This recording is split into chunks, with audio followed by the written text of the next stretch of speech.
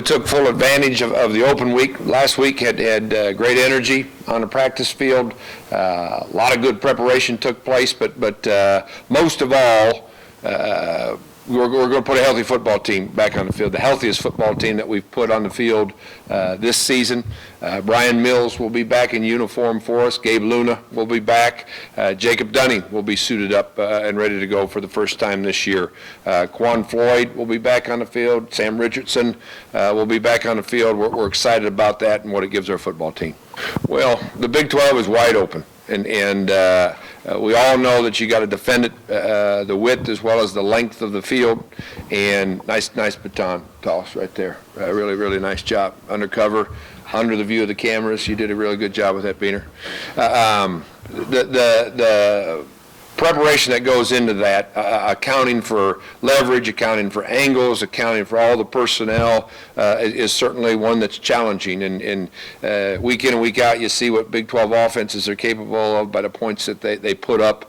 And going back to when I took the job in 2009, it's not a sign of poor defensive coaching or these offenses are very productive and very efficient. They know exactly what it is they're doing, and we'll be challenged to stop that for 9 straight weeks. Our mental makeup, Randy, is way different than it was a year ago.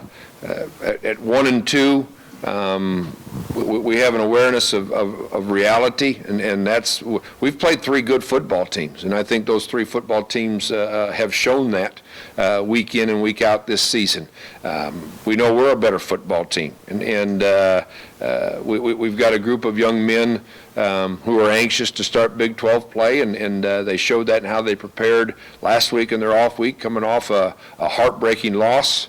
And I know exactly what I'm going to get out of him today as we begin the actual game week preparation. Interviewed him when I first got the job for the wide receiver position, and didn't happen. He and Tom Herman had been together, and we sat down and visited on a recruiting stop in Dallas. So I've known David since then. Have the utmost respect for him. Chance to talk at Big 12 meetings when we got together, and know he's neck deep in it right now, and loving every second about what he's doing. Well, a combination of all things that we said, going into the success we had against Toledo, in that it takes and the ingredients of scheme work, figuring out what it is that you're capable of doing. It takes blockers. That's not just a front 5. I mean, that's everybody involved in that. And then it takes a ball carrier being productive with the ball in his hands. I think we got all of that out of the Toledo game, and I think that was apparent during it and showed up on the film as well. Mike Warren had a great week of preparation leading up into that game. That preparation showed in how he performed. And last week, I thought he was a more confident Mike Warren, making more people miss, showed better vision, and confidence comes with success. Mike Warren went out and had some success along with the rest of the offense in the running game, and it showed the very next week on the practice field. Our football team needs that. Our football team needs to go discover confidence by playing our way to that level. They were penalties. There's no question they were. We had to address the false starts, certainly. Pre-snap penalties are awful. There was some aggressiveness, a hand to the face, a late hit, that you can't put your hands there, and you got to have an awareness that the guy's in the white, even though he's running full speed towards your goal line. You got to have an awareness that he's in the white. You address the root cause with everything else, and you work on the practice field to make sure they're not doing it anymore. But that's not Iowa State football. 14 penalties isn't Iowa State football, and the numbers back that up over the last 6 years. He's got 9 left to play, so I think the body of work will show what that is. A quarterback doesn't win it on his own. It takes a full cast to go along with him, and that's the guys on the field, that's the guys on the other side of the ball, that's the guys on special teams, and certainly that's the coaching staff and the other staff that surround him. We're going to just keep playing him and give Sam an opportunity to gain confidence and others around him to do their role in helping this football team secure wins.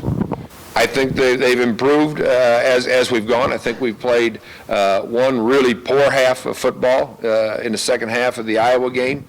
I think we've improved upon the running game with things that the coaching staff has got accomplished, as well as the execution of our players. I think we've got passing weapons that are more than capable, but that involves pass protection as well, and adjustments to certain coverages and certain down and distances. I think we've discovered that, and I'm pleased with where we are and where we are headed as we start Big 12 play.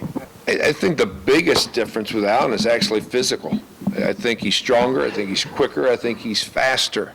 The mental piece is he has a better understanding of what it is we're trying to accomplish, but he was pretty solid a year ago in knowing the offense and the alignments and where he needed to get against certain coverages and so forth. And I've always talked about his maturity as a young man, and that hasn't decreased. He competes. He competed a year ago, and we were at TCU, the final game of the season, and I wrapped my arm around him and I said, "You've already made a decision that you're going to be a significant factor on our football team next year, haven't you?" And he just smiled. That's just the way he carries himself, the way he practices, and come game day, he gets out there and competes. He competes special teams wise. He competes as a defensive player, and fun to see him doing that. Fun to see him doing that to benefit our football team. Oh, that's a good question. I'd probably tell you, and most coaches would, when you're an underdog, the pressure's off, and you whether it's spoiler or kids like to disrespect all that, but when you're expected to win, you got the challenge of living up to that and delivering what everybody expects you to get accomplished. I think the patience piece, Rob, is one thing that I really noticed last week when I talked about he became a more confident guy. He wasn't making different cuts, but he was making them at a better time. As he took defenders one more half step or one more body lean directionally, and then was able to make that split-second cut. And the physical tools that he's gifted with, that he's always had, showed up in a different way. This is he's just a redshirt freshman now, and he's going to do nothing but learn and grow and get better and better as we go. We've had one official visit weekend, and just with news today, it was a very successful weekend that we've had from an official visit standpoint, and there's no question that the environment at Jack Trice Stadium plays a huge part in that, but the genuineness of our people in the program would be right up there with it. And that genuineness is something that categorizes people in this state. And the Iowa Staters in the stands and the folks in this building widely recognized by our guys. But there's no question Jack Trice Stadium and that piece is very important.